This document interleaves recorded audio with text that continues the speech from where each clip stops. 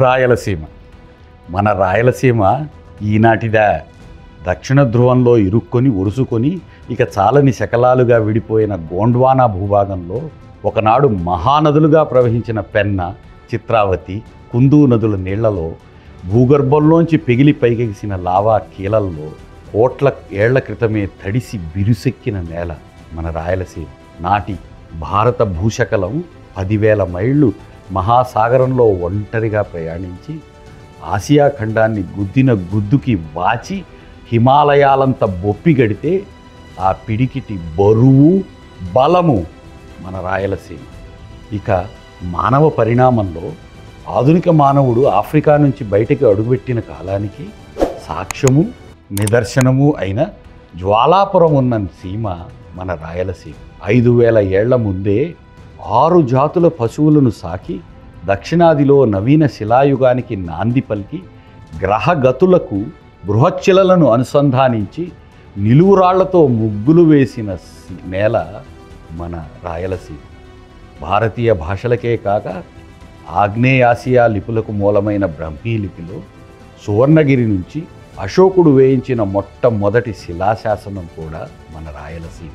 సిరిగిరి మల్లన్న, తిరుమల వెంకన్న, అహోబిలన్ నరసింహ, అమీన్ పీరు బాబా, భ్రమరమ్మ, మంగమ్మ, జ్ఞానప్రసూనాంబ, సిద్ధులు, యోగులు, కాలజ్ఞానులు, గురురాజులు కట్టడి పెట్టి కాపుగాచిన సీమ మన రాయలసీమ.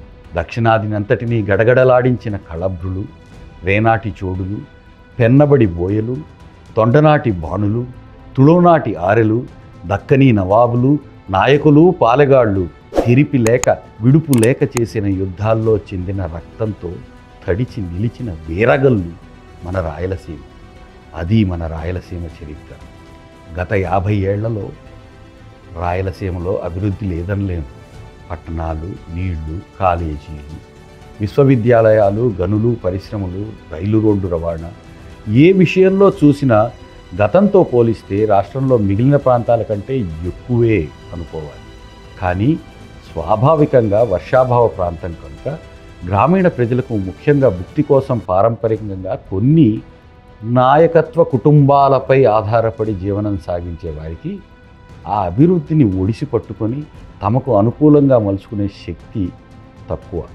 1000 ఏళ్ల రాయలసీమ చరిత్రలో ఈ 75 ఏళ్ళు ఏమాత్రం అనుకున్నది సాధించే పట్టు, తెగింపు రాయలసీమ ప్రజలకు ఉంది. భవిష్యత్తులో మరింత ముందంజ వేస్తారు, సంశయం లేదు. నా మొదటి ఉద్యోగం రాయలసీమలో. ఆ 4 జిల్లాలే కాక బళ్ళారి, పాలమూరు కూడా. ఖరీఫ్ పంటకు ముందు ఎరువుల అమ్మకానికి ముందు మండు వేసవిలో RX 100 మోటార్ సైకిల్ మీద పల్లె పల్లెకి తిరిగాను. కొండలు, మిట్టలు ఎక్కాను, దిగాను.